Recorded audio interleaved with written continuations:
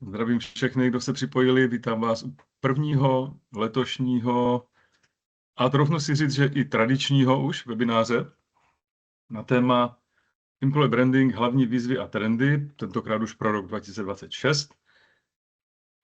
Nevím přesně, kolikátej to je, ten typ webináře. Já si myslím, že minimálně třetí, ne-li čtvrtý. Nevím, jestli Jirka si vzpomene, kdy jsme s tímhletím začali. Netuším. A kolik? 4? Netuším. Nevíš, taky. Třetí určitě, možná čtvrtý. A smyslem webináře nějakým způsobem je se tak jako zamyslet nad tím, jakým výzvám budeme čelit a jaký trendy nás budou ovlivňovat a můžeme si z nich brát nějakou inspiraci. Tak, máme tady připravenou prezentaci, má skoro 50 stránek, 50 slajdů, 47, ale samozřejmě jsou tam různý jakoby, řekněme, stránky jako výplňový, takže věřím, že to zvládneme. 9:06, já vám to jdu nasdílet a hrneme se na to. Tak, obrazovku. Tak, no, Jirko.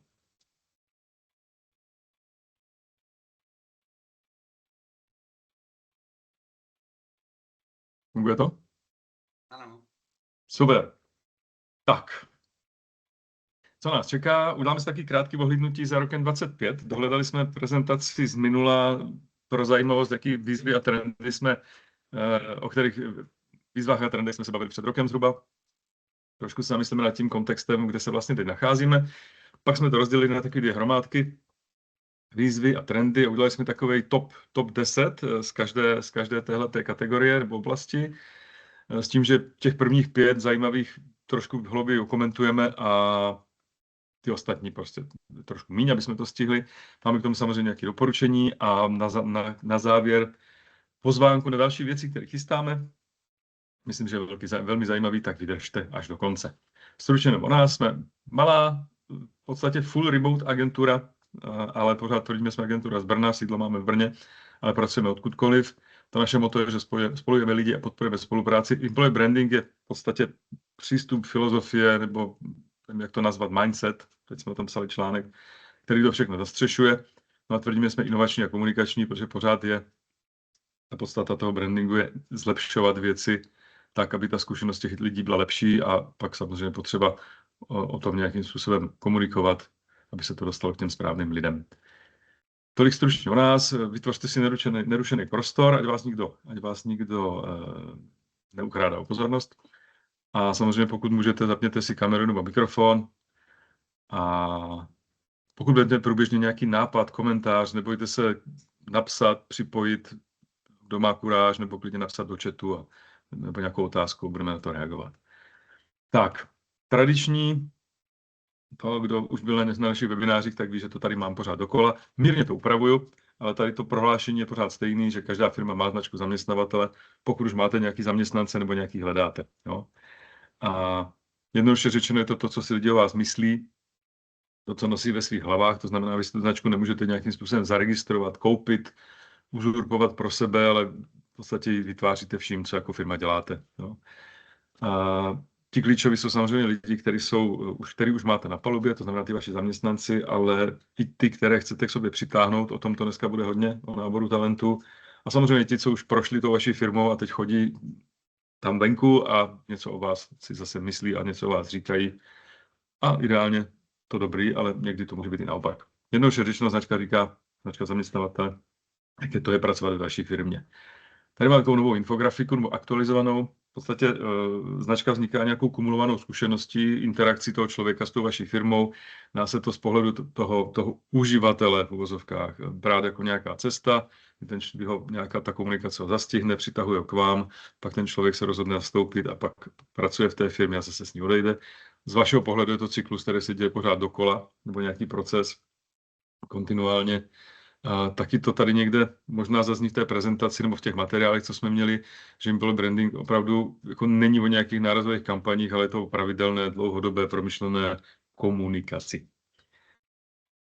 A takový ještě poslední slide tomu, o čem vlastně ten employer branding. Základem všeho je zkušenost, to znamená, že pracujete, máte ve firmě lidi a s těma lidma nějakým způsobem pracujete, vedete je, vzděláváte je, odměňujete je a tak dále, poskytujete jim podporu, hodně to teď i o tom wellbeingu a duševním zdraví a tak dále.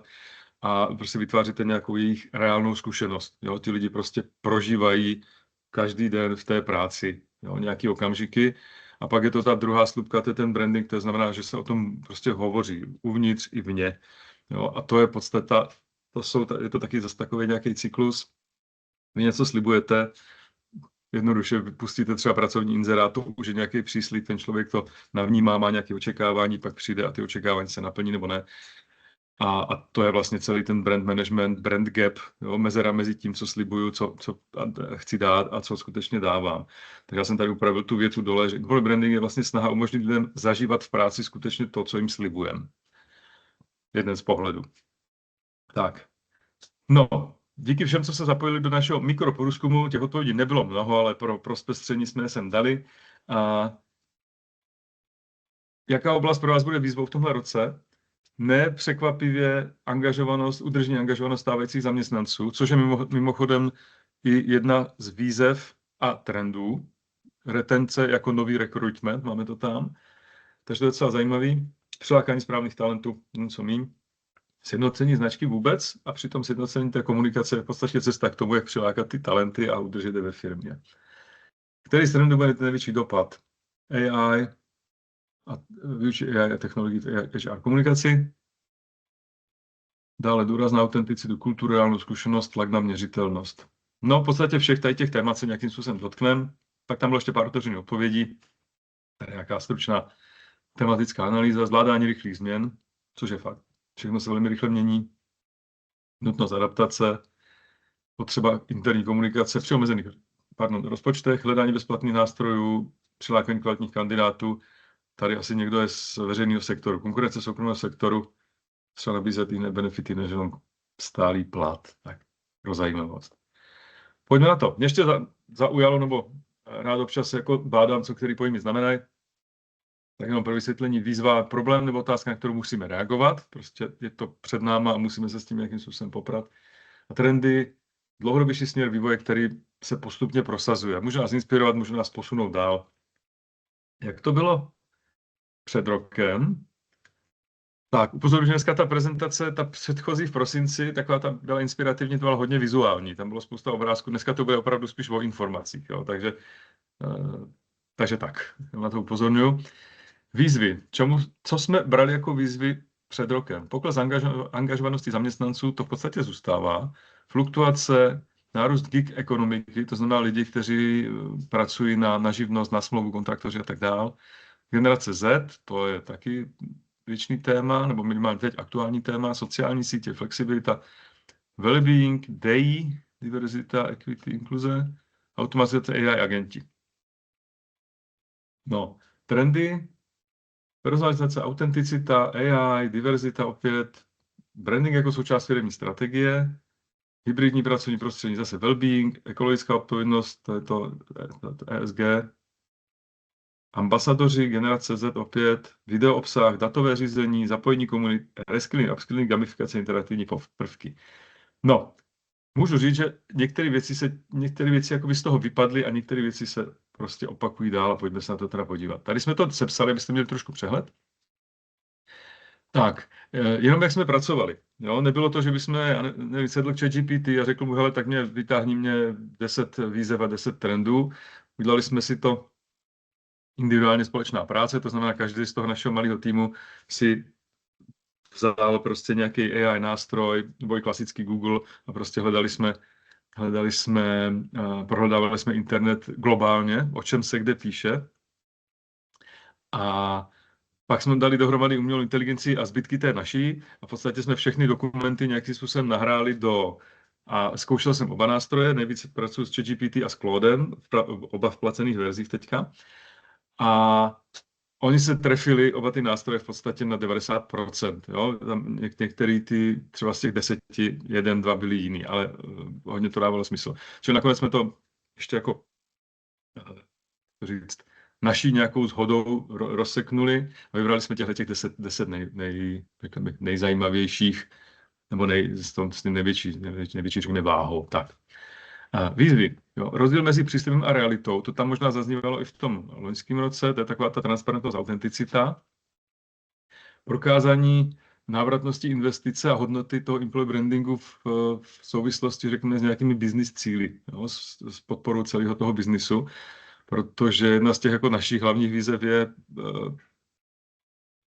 jak to říct, edukovat vedení těch firm o tom, že prostě to není nice to have, a že skutečně to, že prostě vytvářím že pracuju s myšlenkama, s postojema lidí, který chci přitáhnout a udržet té firmě, takže to je skutečně jako klíčový pro to, aby ta firma vůbec dlouhodobě fungovala a byla konkurenceschopná. Co je zajímavé, tak je ten bod 3, retence jako nová priorita, jako nový recruitment. Dneska ráno mě ještě dorazila pozvánka od Univerzum, což asi znáte, tak dělají nějaký webinář na konci ledna Talent Outlook a mají tam pár bodů, o čem to bude a toto je, myslím, bod číslo 3. Retention as a new recruitment. Tak se přihlásím. Generace Z opět, že jo, nová pravidla hry, AI adopce bez strategie. Spousta firm se to nějakým způsobem pokouší, ale ne všem se to prostě daří uchopit. Válka o talenty, nedostatek kvalifikovaných lidí, to trošku rezonuje s tím před rokem, to je to reskilling, upskilling, prostě práce s lidma. Hybridní práce versus tlak na návrat do kanceláří, nedostatek dovedností a změna náboru. Čili, že už nehrají tak moc roli tituly vzdělání, ale spíš to, co skutečně ten člověk umí, ten skill-based recruitment. A vliv vedení a líniových manažerů na tu zkušenost těch lidí a tudíž na to vnímání toho brandu, no a obecně nedostatek zdrojové kapacit. Tak, no a trendy, žitá EVP, což jo, vyšlo to zrovna na stejný řádek, že si skutečně jako ta firma žije tím, co slibuje. Decentralizace značky ve smyslu toho, že už to není o tom, že vytvoříte nějakou strategii a teď prostě vy jste ti, kteří ovládají to, jak ta firma je vnímaná, ale že skutečně se to rozpadá už do těch vašich zaměstnanců, kteří ať už řízeně nebo z vlastní vůle nějakým způsobem komunikují o tom, jaký to u vás je pracovat. Jo, a vy to můžete, buď to necháte žít vlastním životem, anebo to prostě nějak uchopíte a ty lidi organizujete a podporujete v tom.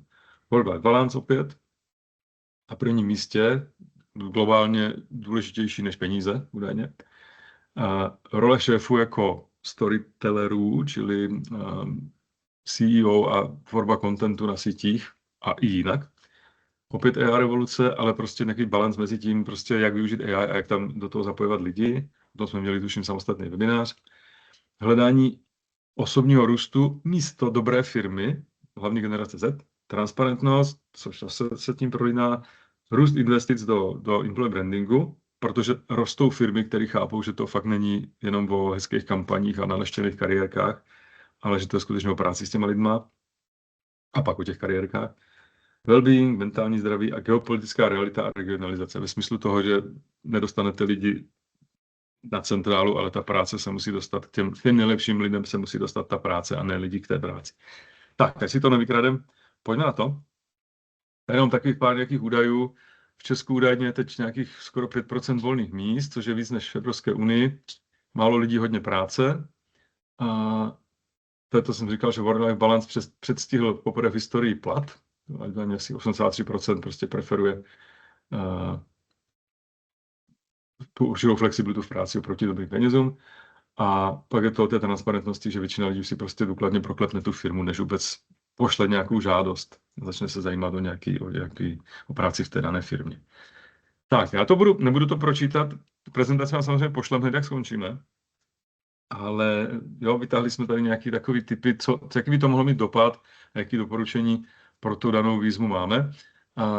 A já se budu snažit jako volně okomentovat. To je rozdíl mezi příslibem a realitou, to je něco, co my řešíme v podstatě, co existujeme, kdy firmy opravdu, teď už to asi tak není, ale dřív to bylo, že opravdu tam byl určitý tlak prostě v rámci, řekněme, nějakých náborových kampaní dávat do toho sdělení prostě věci, které ale nebyly prostě úplně jak to říct, doručitelný těm lidem. Jo? Prostě smysl byl, aby to ty lidi zaujalo, aby ty lidi prostě reagovali na tu kampaň s tím rizikem, že ve finále to tam nebude. Takový to typicky mzda až. Jo? Ve finále ty lidi zjistí, že na ně dosáhnou třeba až za rok a tak dále. Čili opravdu je to say-do gap a skutečně slibovat to, co můžu doručit. Mě tam ještě napadá myšlenka o té transparentnosti, o které se hodně mluví. A v té knížce Employee Branding Give and Get, tak ti autoři tam zdůrazňují, že ta nabídka, to EVP, ten hodnotový příslib, že by měli transparentní, že to není jenom o tom, že budu lidem říkat tohle to všechno získáte, ale že tam je ta druhá strana a tohle to všechno vy k tomu musíte dát.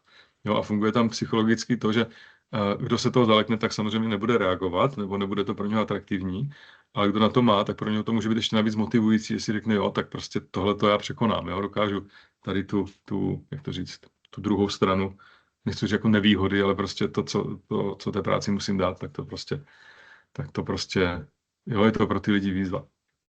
Takže transparentnost, ještě napadla výrok Simona Sinka, který řekl, že transparentnost to neznamená sdílet každý detail, ale znamená to sdílet, neřeknu asi přesně, ale sdílet dostatek informací k tomu, aby ten člověk mohl jako udělat informovaný rozhodnutí. Jo. Neříkám to úplně přesně, jak to řekl on, ale aby ty lidi prostě skutečně jako se mohli správně rozhodnout a věděli, do čeho jdou. No, je to postarat tě důvěru o finančních nákladech, řetězová reakce, prostě někdo odejde, šíří to dál. Jak říkal včera jeden kolega, s kterým jsem telefonoval, spokojený člověk to řekne jednomu, naštvaný 10. Přibližně. Jo, a co pro to můžete udělat? Prostě udělat si nějaký audit. To skutečně je, co slibujete v těch materiálech, zeptat se svých lidí, porovnat to s tím, co vysíláte směrem ven a tak dále. Jo? Nejdřív uklidit uvnitř a potom prodávat. Tak, jo, tady vždycky máte potom nějakou statistiku, na to mrkněte, nějaký takový výrok k tomu, že nesrovnalosti nejsou jenom trapné, ale drahé. Jo? Prostě ta pravda, ta transparentnost může být velkou výhodou pro vás. Tak, výzva číslo 2. To je velký téma, vlastně zaznělo to i v tom loňském roce, jestli employee branding, aby byl součástí nějaké celkové business strategie. Je to pravděpodobně na dobré cestě, ale málo firm skutečně dokáže jako měřit ten skutečný přínos těch aktivit pro podporu toho biznisu. My se s tím setkáváme taky vlastně dlouhodobě, kdy skutečně v těch firmách jako nejsou konkrétní metriky. Věřím tomu, že třeba teďka díky umělé inteligenci, díky tomu, že i u toho employee brandingu je prostě roste ta důležitost toho datového přístupu, takže pomocí těchto různých AI nástrojů a té business intelligence půjde vyhodnotit, když investují tady do těchto aktivit, jaký přínos to má pro ty jiné aktivity, které vlastně podporují celkový biznis té firmy. Pro nás je to taky důležitý, protože my tu práci máme rádi, vidíme v ní velký smysl, ale pokud chceme ji prodat těm lidem v těch nejvyšších postech, tak prostě stejně to musí ve finále být řečí čísel. Jo, že to není o tom, budeme dělat ty věci, aby byly hezký, aby lidi byli spokojení, ale je to prostě tvrdý fakt, že ve finále se to musí projevit na tom, že ta firma buď někde peníze ušetří, nebo prostě jich víc vydělá. No, tak to prostě je. Chce to definovat klíčové metriky. My na to máme přístup, jak jsem ukazoval na začátku, tu zkušenost, takový to kolečko, ty zjednodušeně vlastně rozdělení do těch 4 fází, od toho oslovení přes interakci, nábor až po tu angažovanost, tak si vybrat nějaké klíčové metriky pro každou z těchto fází, plus nějakou, řekněme, všeobjímající metriku, třeba v rámci různých třeba ročních nějakých průzkum používáme to v podstatě Net Promoter Score nebo Employee Net Promoter Score, což může být takový jako všeobjímající ukazatel, kolik lidí by vás doporučilo. A samozřejmě čím víc, tím líp, než budete sledovat v čase a bude vám tohleto se posouvat směrem doprava a těch lidí bude přibývat, tak pravděpodobně ty věci děláte dobře, lidi jsou angažovanější a jsou ochotní sdílet tu vaši značku, ten příběh té značky dál. Tak. No, v roce 2023 se očekává prostě od HR lídrů, ale od lidí, kterým od employee brand týmu, že prostě budou ty dopady a ty náklady a výnosy dokážou prostě jasně nějakým způsobem artikulovat a vyhodnocovat. Výzva 3, jak jsem říkal, retence jako nová priorita. Fluktuace už není problém personálního oddělení, je to otázka obchodní stability. Já si myslím, že to bylo vždycky pravdivý. Zajímavé je, že se to teď tak jako začalo hodně jako ukazovat nebo vyskakovat v těch našich průzkumech, ale myslím si, že od jakživa platilo to, že prostě získat nového člověka je prostě náročnější, než udržet toho stávajícího. Zase je to prostě o tom, ono se to hodně, když jsme to tvořili a když jsem potom dělal tu prezentaci, tak se tam hodně propojují všechny ty témata. Jo? Výzva versus doporučení a tak dále. Možná, když pak projdete tu prezentaci, tak to tam najdete. Ale jo, zase je to o tom, když vám lidi odchází, protože nejsou spokojení, šíří to dál 10krát tolik a tak dále. Jo? Tím ovlivňuje samozřejmě i ten postoj nebo vnímání z pohledu těch kandidátů a prostě nepřebijete to žádnou prostě značkovou komunikací, žádnýma kampaněma, já nevím, PR a tak dále, protože to tam zase zazní, že lidé víc věří prostě lidem, než nějakým oficiálním sdělením. Jo. Takže tak. Zajímavý je, a to tam bude potom jako samostatný téma, že investujte do manažerů.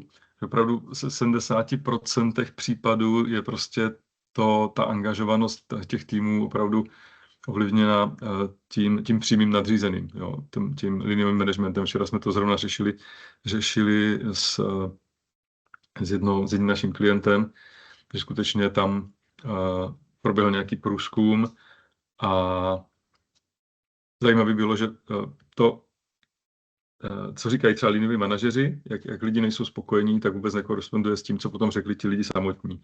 Takže tam někde prostě to drhne. Takže liniový management, jasný kariérní cesty, aby lidi viděli, jaký bude jejich rozvoj a prostě ten zájem, jo? Nejenom to měření angažovanosti, ne to, že budu dělat jenom dotazníky a ptát se lidí, jaký to je v té firmě pracovat, ale že skutečně s tím i něco potom dělám. Zaměstnanci, kteří se cítí ocenění, mají o 63% nižší pravděpodobnost, že odejdou. Employer branding může zvýšit míru udržení zaměstnanců o 28%. Tak, výzva číslo 4. Generace Z, to je, jak říkám, hodně častý téma. Máme rok 26, to znamená za 4 roky. Do roku 2030 bude generace Z tvořit 30% pracovní síly se zcela jinými očekáváními. Prolíná se to taky touhletou prezentací. Tahleta generace víc se zajímá skutečně o smysl té práce, řeší to, jaká ta firma má hodnoty, jestli to rezonuje s hodnotama těch lidí, jestli prostě po nástupu budou naplněny očekávání, které jsou jim slibovány v průběhu toho přitahování a toho náboru a tak dále. Zajímavé je, že tady třeba ukazuje nějaká statistika, že 70% generace se očekává povýšení. Úplně jiná statistika někde vyskakovala, že vlastně tady to mám přímo před sebou, rychlá fluktuace, že ti lidi prostě nechtějí v té firmě se trvávat roky, budovat tam kariéru 10-15 let, a že prostě chtějí sbírat zkušenosti a vydržet tam třeba rok, 2. Což je pro vás asi pro personalisty veliká výzva. No, takže fluktuace, kariérní růst, hodnoty, a co pro to můžete udělat? Prostě jasný kariérní cesty, pak je to samozřejmě zase o té transparentnosti v té náborové komunikaci a ty hodnoty skutečně žít. Zase teď řešíme jeden velký projekt a diskutujeme tam o tom, hodně tam to téma těch hodnot. Jo. A jedna věc jsou takové ty jádrové hodnoty, nebo takové ty oficiální hodnoty, které máte prostě někde napsané v nějakým dokumentu, kodexu, na stěnách, na webech. A druhá věc jsou ty hodnoty, které jsou skutečné, že v té firmě prostě se podle těch hodnot nějakým způsobem žije. To si myslím, že je potřeba hodně, nebo si nějakým způsobem uvědomit, zjistit, co vlastně tam je a na čem těm lidem skutečně záleží. Jo? Že hodnota to je prostě nějaká skutečnost, za kterou jsem ochotný v uvozovkách bojovat, za kterou si jdu a chci nějakým způsobem chránit. A často to může být úplně jinak, jo? Než nějaký ty oficiální. To je to, co je potřeba nějakým způsobem pochopit a komunikovat ven. Jo? Hodně to souvisí s tou takzvanou hodnotovou propozicí, či nějakým hodnotovým příslibem. Pro zajímavost, jenom jinak velice zajímavý článek, když se podíváte tady na ten odkaz, nějaká Arcadia Consulting Leading Across Generation, bylo docela zajímavé čtení a i docela zajímavá infografika. Tam pro připomenutí, kde vlastně, co která generace znamená. Já jsem co? Já jsem, myslím, X-ko, to je jasný, tady někde. Generace Z, vlastně ročníky 96 a 210. Jo, takže vlastně k roku 25 jsou někde ve věku 15 až 29 let. A je zajímavý, co se mezi tím všechno událo. Sociální média jsou někde někde tady.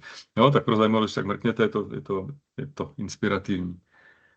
A co je taky zajímavý, ten pohled z té jako sebehodnoty, kdy vlastně kandidáti neřeší, jako jestli je to dobrá firma, nebo nejenom, jestli je to dobrá firma, ale jestli já se tam stanu hodnotnější, jestli mi to prostě někam posune, jestli se někam budu rozvíjet a tak dále. Tak a výzva číslo 5. AI adopce. No, AI je všude, nevím, jak to vnímáte vy, já si myslím, že se to trošičku možná sklidňuje, ve smyslu toho, že já třeba si nedovedu představit bez těchto technologií pracovat, prostě už si na to člověk tak zvyknul, že mám i otevřený v podstatě různý nástroje, Google až potom, jo, že opravdu jako nechávám ty různý asistenty nebo agenty, ať oni vyhledávají ty informace, ať mi dávají zdroje. Co nás potěšilo, když jsme dělali ty průzkumy, že ať už to byl Claude, ChatGPT, hodně zajímavě to zpracoval Perplexity, tak ve zdrojích jsme byli i my, což mě potěšilo. Myslím si, že na to má velký podíl i Jirka, který se odhodlal a všechno vlastně, co publikujeme, překládá do angličtiny, což určitě mu má nějaký dopad. A myslím, že ve všech firmách se to nějakým způsobem pokouší to implementovat, ale ne ve všech firmách se to úplně daří. My nejsme experti, kteří by pomáhali implementovat AI do firm, ale zase sledujeme jiný experti, kteří se o to snaží. Nejvíc asi kolem Filipa Dřímalky, Ability, DigiSkills a tak dále. A i oni, nebo konkrétně Filip Dřímalka na těch svých webinářích vždycky tak jako, jak to říct, zmiňuje to, že opravdu prostě ty firmy nedokážou úplně využít ten potenciál. Jo, chybí tam nějaká jasná strategie, jasný pravidla, děje se tady to shadow AI, že lidi prostě na tajňačku používají AI k tomu, aby si prostě ulehčili tu práci, jo, aniž by to ta firma jako oficiálně podporovala. Teď mají jaký vlastní nástroje, nebo si dokonce platí vlastní, já nevím, nějaký, aspoň ty chaty, nebo tady ty chatovací nástroje, jako je GPT Claude a tak dále, aby si tím prostě pomohli. Což samozřejmě jako, jak se tady uvádí, jsou tam určitě bezpečnostní rizika. No. A rozevírají se ty nůžky, to znamená, že opravdu přibývají lidi, kteří jsou prostě experti a lidi, kteří prostě opravdu to používají jenom úplně na tu takovou tu nějakou základní práci. Já si myslím, že my jsme někde uprostřed. Jo, už jsme třeba se dostali k práci s kódem, až nejsme kódéři, tak už prostě jako dokážeme vytvářet, opravovat věci na webech a tak dále. To, na co jsme dřív třeba potřebovali prostě externí programátory, tak už si prostě troufneme to nějakým způsobem zvládat sami. No, doporučení začít s nějakými těmi use casey nebo případy, projekty. AI může, to tam zase potom zazní jako v těch trendech, udělat za vás spoustu té rutinní práce. Jednoduše třeba odpověď kandidátům, že jo, dřív jsme řešívali před, já nevím, 15 lety, jestli je korektní, když přijde odpověď, děkujeme za zprávu, my se vám ozvem. Teď už to nemusí být takovýhle suchý, ale může tam být dobrý den, Jirko, děkujeme za životopis. Viděl jsem, že tam máte tyhle ty informace nebo tyhle ty zkušenosti, můžete mě k tomu ještě něco poslat. Jo, to už dokáže všechno oskenovat, vyžádat si ty informace a ten kandidát pravděpodobně jako bude vědět, že komunikuje s nějakým AI nástrojem, ale nikoho to asi už úplně neurazí, že jo. Jasný pravidla, hlavně trénovat ty lidi. Protože upřímně webináři, který jsem sledoval před rokem a mám s nich třeba nějaký záznam, tak už nemá cenu sledovat, protože po tom roce to AI je zase úplně někde jinde. Takže se to nějak pořád mě ten prst na tepu doby. No, AI má dělat dělničinu, analýzy, automatizaci a tak dále a lidi jsou tady o to, aby prostě vytvářeli ty vztahy, příběhy, vedli ty hlubší konverzace, osobní s kandidáty, se zaměstnanci a tak dále. Ale ty nástroje to můžou prostě obrovsky pomoct. No a tady jsme zhrnuli těch 5 dalších. Jo. Válka o talenty, nedostatek kvalifikovaných lidí, to tady bylo i před rokem. Spíš se jako mění, jeden ten zdroj uváděl, že jako strukturální prostě, jak to popsat, rozdíl v tom, co jako ten trh bude potřebovat a ty firmy a to, co lidi teď jako umí. Takže hodně to bude o tom opravdu přeškolování ten reskilling, upskilling, co jsem tady už jako zmiňoval. Hybridní práce versus tlak do kanceláří. Že COVID to nějakým způsobem vykopnul, pro spoustu lidí prostě ten návrat do kanceláře jako není úplně chtěný. A na druhé straně ty špičky si vždycky jako ty podmínky budou trošku diktovat. No. A pokud ta značka není silná, musí platit víc peněz, aby ty lidi do těch kanceláří dostala. Nedostatek dovedností, to se v podstatě doplňuje s tou 6 a změna v náboru. Tam bylo zajímavé, že nějaká společnost úplně jako kolik procent společností přestalo řešit to, jaký má člověk školu nebo titul, ale opravdu už se skutečně zabývá tím, co ten člověk už umí, jo, s čím do té firmy přichází. Změna náborových kritérií, už ne tituly. Poudání 330 000 pozic v Česku do roku 2030 zanikne. Bude to zajímavý.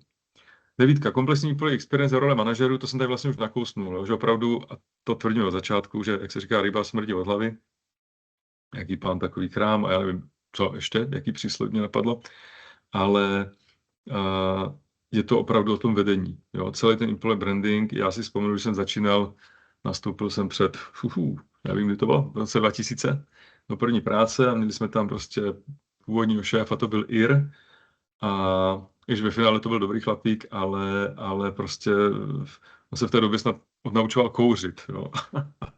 A to, jak nám přístupoval, prostě byla ta divočina. Pak najali novýho šéfa, to už byl Čech, Pavel. A prostě to bylo úplně o něčem jiným. A do dneška fakt jako vzpomínám na to, že i když mě to třeba štvalo, už jaký požadavky třeba šly z centrály, tak díky tomu člověku, který vedl tu pobočku, tak jsem v té firmě ještě x let vydržel, protože prostě mě tam držel, ten jeho přístup k těm lidem. Takže skutečně od těch vizionářů nahoře, až přes ty liniový, který musí s těma lidma dělat tu denodenní práci, tak to si myslím, že je úplně základ všeho. Jo, mít tyhle věci zpracované a je to vlastně základ té dobré zkušenosti a zkušenosti základem budování toho brandu. No a nedostatek zdrojů a kapacit. To je asi dlouhodobý téma. My to víme, páč to, že náš obor, víme, jak je to pro ty naše partnery, ty personalisty, na té druhé straně je občas složitý obhájit si nějaký rozpočty na ty aktivity. Na druhou stranu to člověka inspiruje k tomu, jak prostě z mála udělat hodně. Jo? Příklad tady, to jsme si říkali před Vánocema,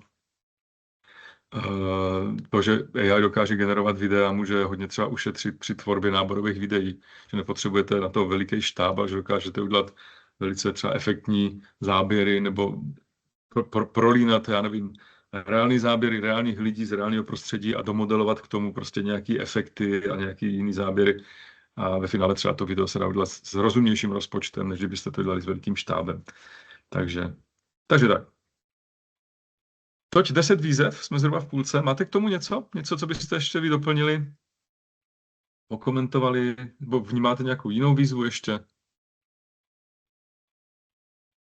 Pokud ne, pojďme dál. První trend, žitá EVP od slibů k žité realitě, zase to navazuje na to, co bylo na začátku jako ta výzva, sladit ten say, do, gap. Skutečně to, co slibujete nahlas, nebo to, co komunikujete i svým lidem, i těm lidem venku, musí opravdu ladit s tím, jaký to opravdu je.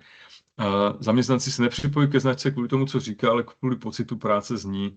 Tady zase to hodně se bude prolínat s těma ambasádorama, který tam pak zmiňujeme, kdy ať už ty lidé prostě sdílí to, jaký to v té firmě je pracovat, z vlastní zkušenosti, v dobrým i ideálně v dobrým, ale i ne, tak má prostě obrovskou váhu ze strany těch lidí, kteří tu firmu třeba zvažují jako zaměstnavatele.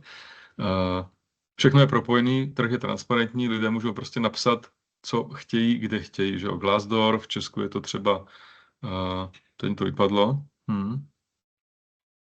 vzpomenete si, je to pod LMC, nebo teď je to Alma. Atmoskop se to jmenuje, Tome.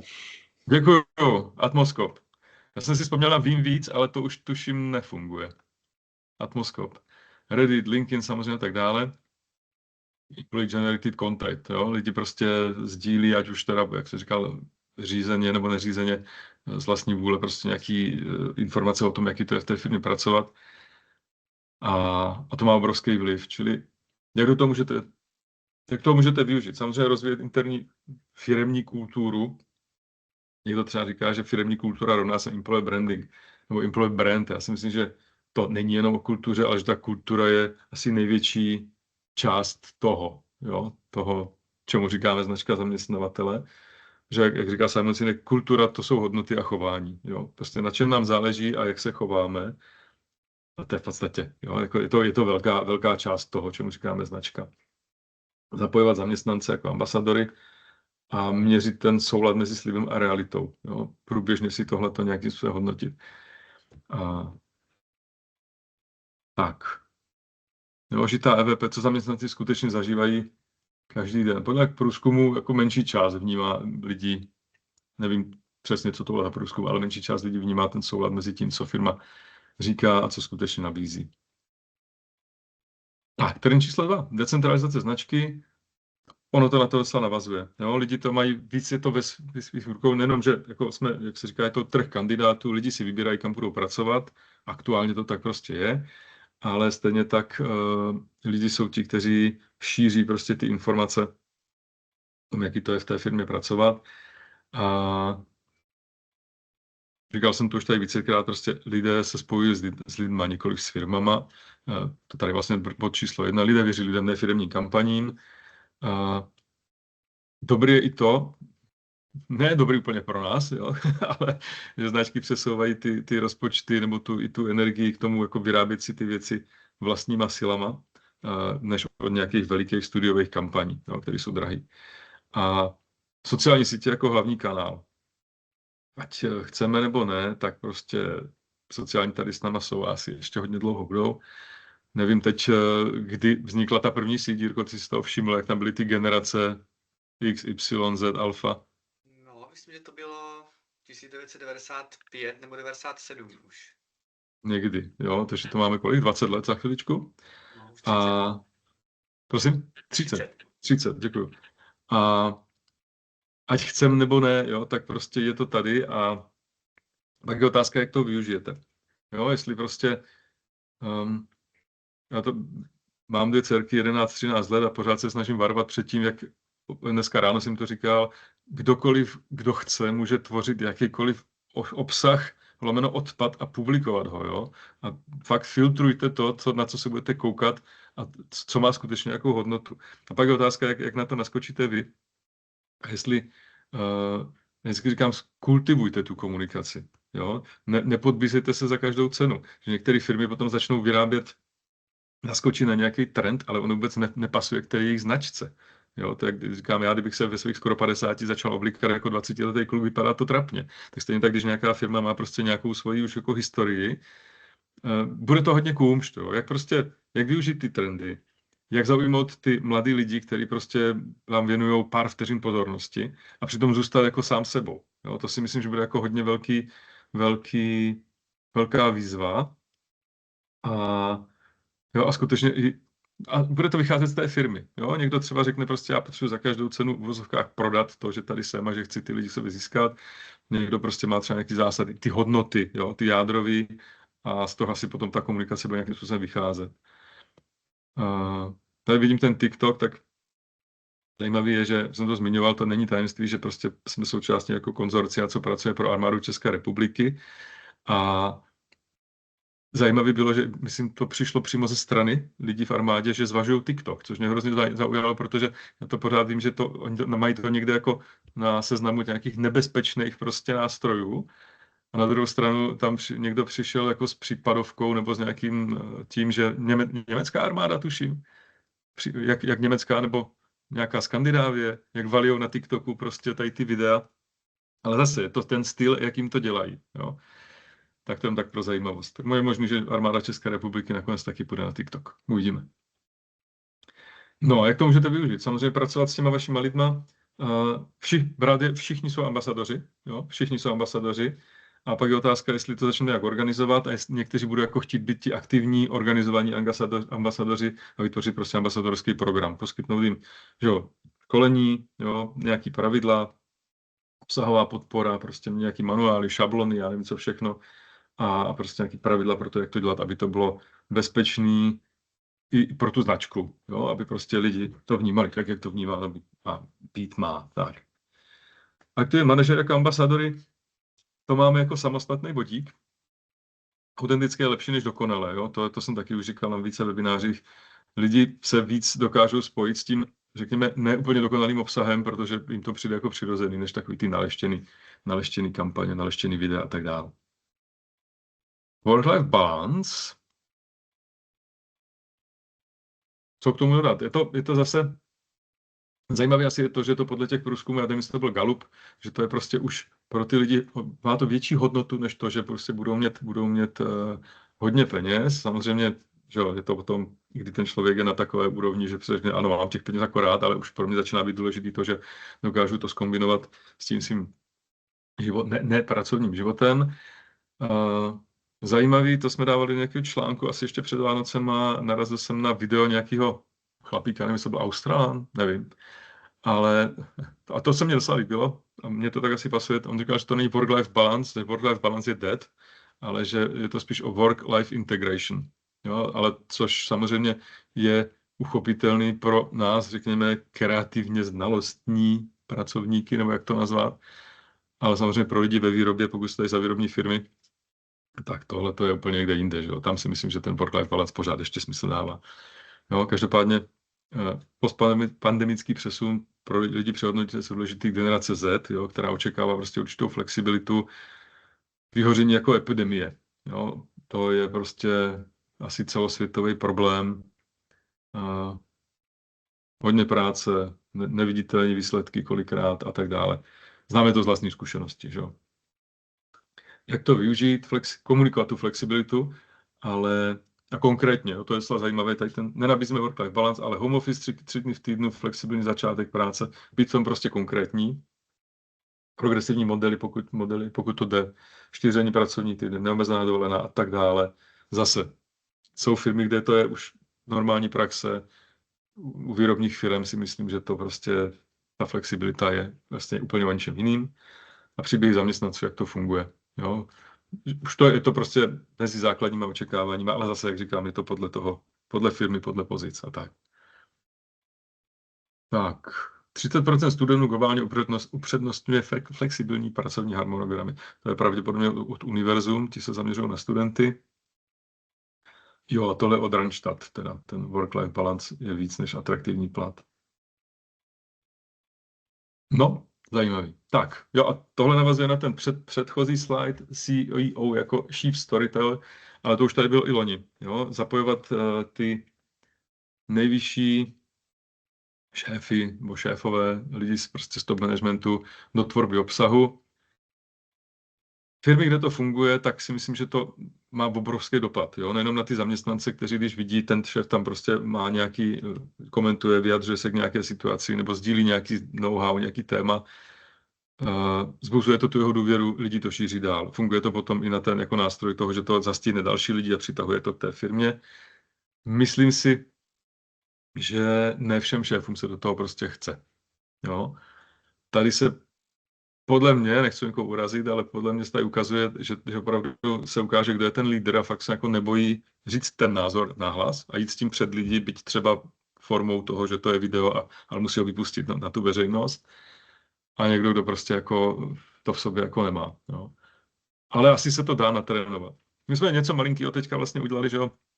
Dělali jsme průzkum jedné firmy před Vánocema a tam se nám podařilo přesvědčit, to mám radost, že říkám, hele, tak uděláme průzkum, ale když těm lidem pošlem dobrý den, prosím vás o to a teď pošlete e-mail, tak to je takový jako nějaký, říkám, pojďme to udělat jinak, vemte vašeho ředitele a ať těm lidem vysvětlí, proč chceme, aby vyplnili ten dotazník. A ať se natočí na video a dáme ho na web. Takže my jsme vytvořili mikrostránku, dali jsme tam to video pana ředitele, napřed natočili takový, to úplně natočili ho znovu, to už vypadalo pěkně, měli tam na to člověka interně, který prostě to krásně zpracoval. My jsme udělali nějaký webík, lidi si pustili to video, to mělo, já nevím, minutu? Ani ne? Ten vlastně se představil, pozdravil ty lidi, požádali, vysvětlím, proč to chtějí a přímo pod tím se zobrazil ten dotazník a lidi už ho vyplňovali. Taky, jo, je to prostě jako vysvětlili jim ten příběh, proč ta firma vlastně po dlouhé a nějaké době chce dělat nějaký průzkum a co nás zajímá, proč to chceme a tak dále. No, takže tak. CEO aktivní na LinkedInu, ale i třeba na jiných sítích a ten LinkedIn je proto asi takový hodně vhodný. Video obsah, Q&A sekce a tak dále. Transparentní komunikace, tam byl nějaký případ a teď si nespomínám, co to bylo za firmu. Jestli to byl Buffer, Nevím, ne, Buffer komunikoval o platech, že dali naprosto nějak veřejně i ve firmě, i směrem ven, kdo kolik bere peněz, aby v tom bylo jasno. A tady byla nějaká firma, nespomenu si teď, nějaká letecká společnost. Myslíš tohle, tak Airbnb. Jo, děkuju, Airbnb, tak ne letadla, ale cestování. Já jsem si vzpomněl to na tebe. Airbnb, že měli nějakou krizi a ten šéf to tam nějak popsal přesně, proč to je, jak budou postupovat, co pro koho udělají a prostě a nějakým způsobem to publikovali a mělo to jinak velkou odezvu, lidi to pochopili, ochrana značky a tak dále. A důvěra v to vedení. No, prostě i to, že musíš propustit lidi, je součást podnikání, to tak prostě je. Otázka, jak se to udělá. Tak, lidé chtějí pracovat pro lídry, které mohou vidět a slyšet. Já jsem tam proto připsal, který mohou důvěřovat. Tak jo, tady je to. Tady je to. Brian Český. Otevřený dopis o propouštění, štědré odsudne veřejný seznam talentů. Kdo koho, jo, pro ty firmy, koho tam má, koho vlastně jako propouští. Udržel pověst slušnost zaměstnavatelů propuštěných. Tak, ten číslo 5, AI revoluce s lidským dotykem. Zase to vychází z těch výzev. 50% amerických zaměstnavatelů aktivně integruje AI a polovina generace se pravidelně používá generativní AI. Vždycky pobavím, třeba bavíme tady doma s mamkou, no já jsem zase v televizi slyšel, jak je to nebezpečný a jak ty lidi prostě, jak ten mozek degeneruje a tak dále.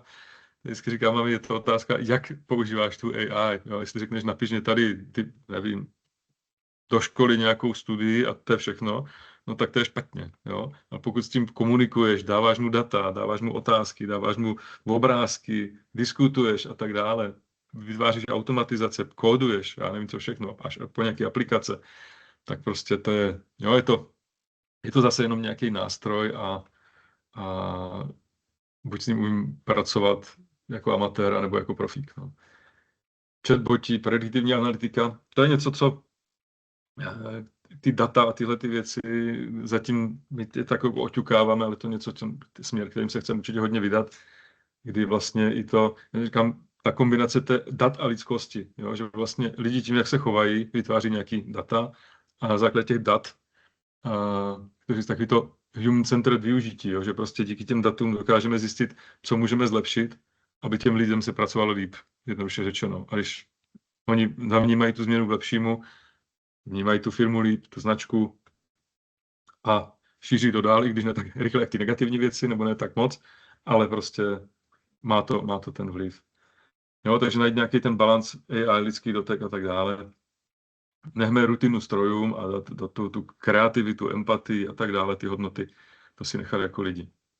A hodně zajímavé ještě je tady to GO, nebo jak to je, Generative Engine Optimization.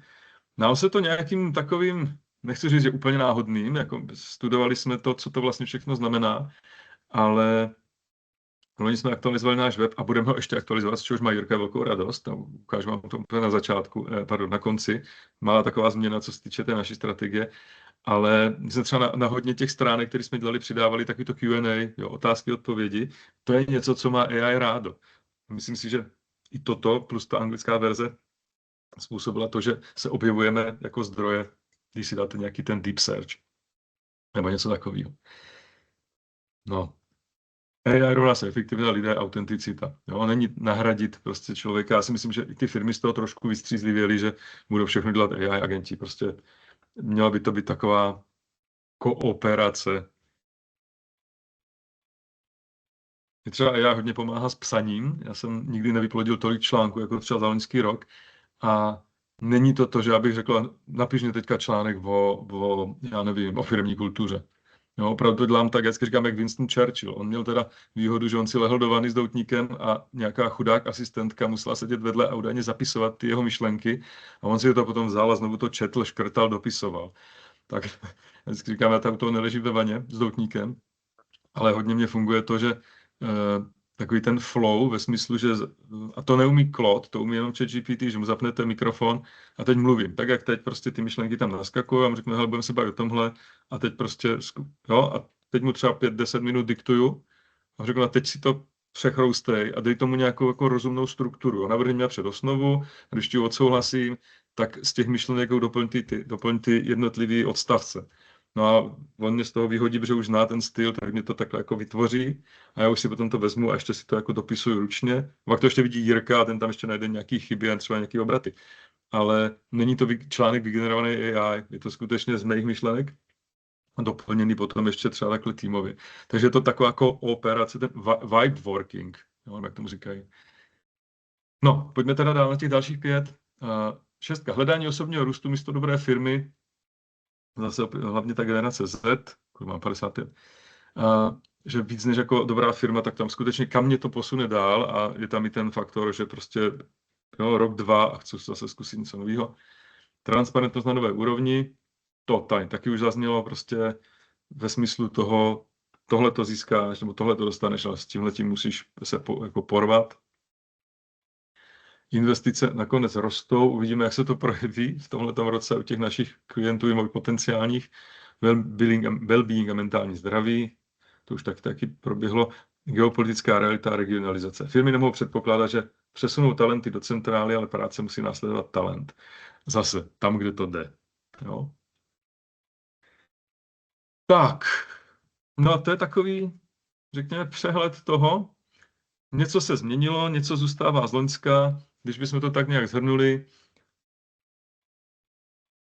za sebe transparentnost a autenticita, což jsou 2 různý pojmy. Jo. Transparentnost říkat A, ale i to B. Autenticita, jako být sám sebou, ale jak říkal, myslím, Michal Pastěr v té knize Žlutá kniha značky, ta autenticita jako hodně záleží na pohledu toho cílového publika. Jo, to, co je autenticky pro jednu skupinu, nemusí vypadat autenticky pro tu druhou. S tím trošku mě teď napadlo i ta hodnotová nabídka, to EVP, jinak řečeno ta nabídka, hodnotový příslib pro ty zaměstnance stávající i budoucí. Zase, není to nic nového, ale začalo se teď objevovat někde v těch trendech, je něco, co je společný všem a je něco, co je důležitý pro ty konkrétní skupiny. Takže pracovat s tím, to je o těch hodnotách, jo? Ne ty oficiální, ale hodnoty, které se, proč pracovat v té dané firmě, zvědomit si to a sepsat si to, co je to, proč by lidi tady, co je to pro všechny, proč tady být a pro ty konkrétní skupiny a to komunikovat, ale i dodávat, jo? A reagovat na to, jak se to mění, co ty nové generace chtějí a zařadit to do té nabídky, pokud je to možné, anebo to kompenzovat něčím jiným. Ambasadoři, jo, od zaměstnanců až po šéfa, nebo spíš naopak, šéf jako příklad, který táhne ty zaměstnance, kteří dále sdílí jeho myšlenky nebo svoje vlastní a zkušenosti z té firmy. Data, díky kterým dokážeme jako hledat souvislosti mezi tím, co se děje, jak to podporuje biznis a tím pádem podpořit to vnímání toho top managementu, že employer branding prostě není nice to have, ale že to je prostě tak, jako potřebuji mít, já nevím, dobrý účetnictví nebo právníka nebo marketing zákazníkům, tak stejně tak prostě ta práce s tou důvěrou těch zaměstnanců stávajících a budoucích. Tak nějak bych to asi shrnul za sebe. No a dobré zprávy spolek, už jsme skoro na konci, už je taky skoro 10. Konečně se vyhrává kulturou a ne penězi, to je o těch hodnotách, ať už těch oficiálních nebo neoficiálních. Transparentnost, upřímnost se vyplácí víc než marketing a PR-ko. AI a dělá rutinu, vybudujte vztahy. Vedení snad konečně začne chápat hodnotu employer brandingu a zaměstnanci rádi sdílejí dobré zprávy. Tak, však napište, se přihlaste, jestli k tomu, pardon. Máte něco, teď jsem skočil zpátky na začátek. Jinak, ať to, co jsem slíbil, připravím další webinář a tak nějak logicky nám přišlo, když jsme na konci roku se ohlíželi za tím, co se povedlo v oboru, teď máme tak jako výhled dopředu, co se asi, čemu budeme čelit a co se asi bude dít a jak bychom se z toho mohli jako inspirovat. Tak jsme si řekli, že 13. pátek, takový hezký datum, zhruba za měsíc, že bychom udělali na to téma, jak navrhnout strategii budování employee brandu, značky zaměstnavatele v roce 2026. Určitě se odpíchneme od toho našeho human-centered employee brand modelu, poznání, tvorba, akce a zkusíme to rozjet víc do takových jako dílčích kapitol a víc toho, co jsme tady teďka nastudovali. A pomalu se pouštíme do online kurzu, když už loni jsme vlastně přehodili tu akademii na ten náš nový employee branding CZ. a zatím jsme tam oprášili nějaký původní 3 kurzy, tak je potřeba do toho trochu šlápnout, takže chceme udělat takový nějaký certifikovaný pracovní název Employee Branding for Dummies, ale to je údajně je to obchodně chráněný, to for dummies, tak je to použít určitě nemůžeme ani nechceme, to je spíš jako for. Takže zatím je pracovní verze Employee Branding jednoduše od základu, jo, taková nějaká kostra. A pak ještě velká výzva rozjet takový nějaký komplexnější, já nevím, nazval jsem to Employee Brand Designer, kdyby to bylo oproti ten kurzu, to ať si každý vlastním tempem, čistě online kurz, předpokládám nějakých 10 kapitol, test a certifikace, tak tohle by bylo skutečně o nějaké společné práci v týmu třeba nějakých 10, 15, 20 lidí, uvidíme, kdy by to mělo, já jsem teď pár takovýma kurzama nebo vzdělávacími programy prošel, takže by to bylo výzvě mít nějakých třeba 6-7 online setkání, jo, v 6-7 týdnech, následně potom nějaké sdílení informací v tom našem systému, kde budou uloženy jak ty záznamy, tak i nějaké další studijní materiály a možná to pak zakončit nějakým live setkáním. Takže taková nějaká vize na tenhle ten půl rok, už máme za sebou 2 týdny, takže je potřeba do toho šlápnout. Tak, jak jsem zmínil, trošičku upravujeme to naši strategii. Myslím, že máme to hodně roztříštěný, takže snažíme se teď to, co my vám můžeme, s čím vám můžeme pomoci, tak jsme to zatím dali do takových 4 pilířů. Taková ta vlajková loď je vytvoření té employee brand strategie, nebo toho konceptu. Pak jsou to nástroje, když už máte nějakou strategii, potřebujete nástroje, které budete realizovat. Pak je to content, čili obsah, kterým ty nástroje nějakým způsobem plníte. A to poslední, to je pro nás teď asi velká výzva, tak je ten Employee Brand Intelligence, to znamená datově podložená práce se značkou zaměstnavatele, díky které zase se vracíte k té strategii, abyste ji mohli upravit a tak pořád dokola. Děkujeme, že jste se připojili. Pokud nemáte nějaké dotazy, přejem krásný víkend. Pokud máte, jsem s nima. Pokud chcete nějak jenom mezi 4 očima, napište nám na Infomencík.eu. Rádi s váma všechno pro. A to je vše. Mějte krásný víkend. Sledujte nás na sítích a budeme se těšit na další webinář za 4 týdny, jestli to dobře počítám. Děkujeme. Naschledanou. Mějte se krásně. Hezký víkend. Taky naschledanou. Děkujeme, nashledanou. Naschledanou.